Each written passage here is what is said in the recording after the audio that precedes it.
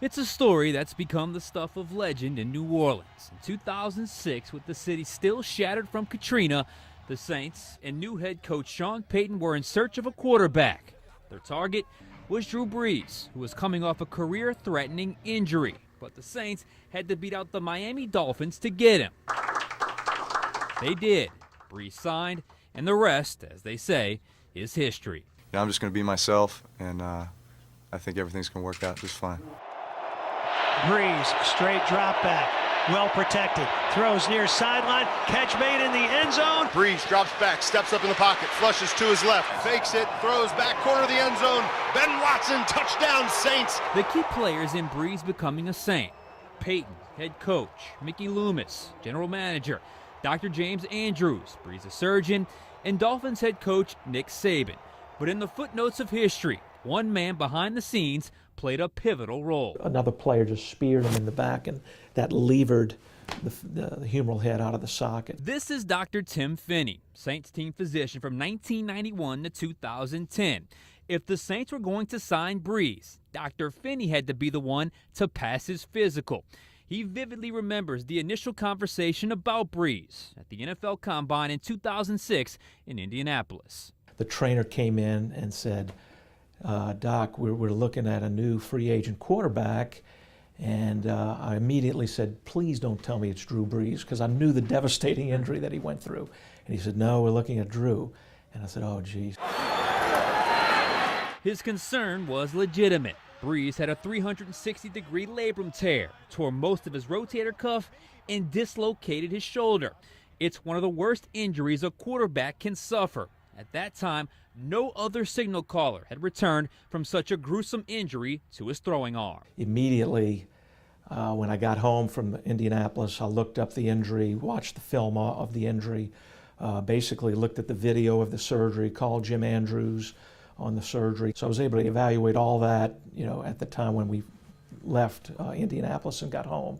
But I was really skeptical that he could come back from that injury, as most of the doctors, were thinking. The tables started to turn when Dr. Finney got Brees in front of him to actually take the physical about 9 weeks after his surgery. He had already regained most of his range of motion, so that was good. So I really looked at that, and that was really the first thing you check off the list, is that the motion was back.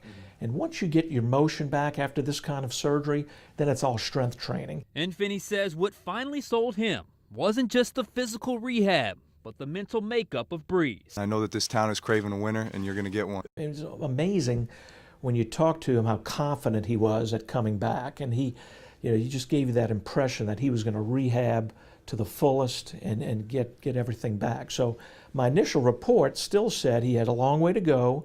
And we still have to check in on him periodically. Finney's ultimate decision was yes, but it did not come with complete confidence.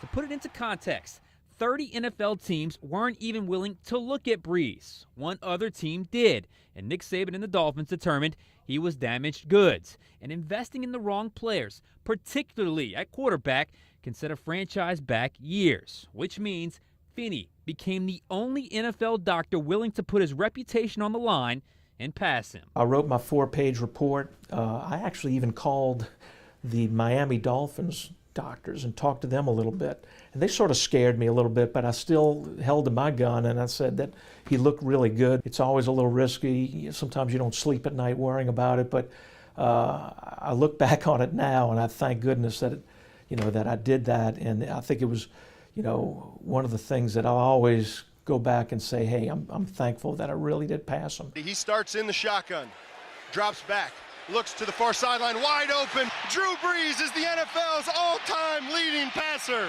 Brees has gone on to become the best to ever wear the black and gold. I love you guys so much. Hey, you're going to accomplish anything in life you're willing to work for, right? And lead this franchise to heights only dreamed of before he arrived.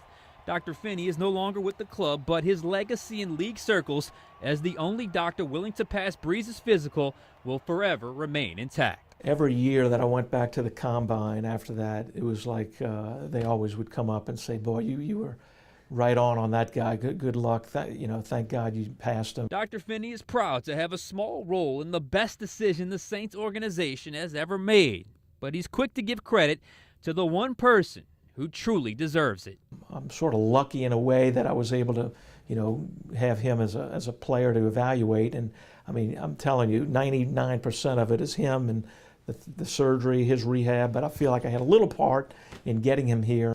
Interestingly enough, Dr. Finney tells me had the Saints not gotten Drew Brees, the quarterback they were most after was then Cowboys backup Tony Romo. And by the way, if Dr. Finney's last name sounds familiar, it should. He's the son of late great sports columnist Peter Finney. Back to you.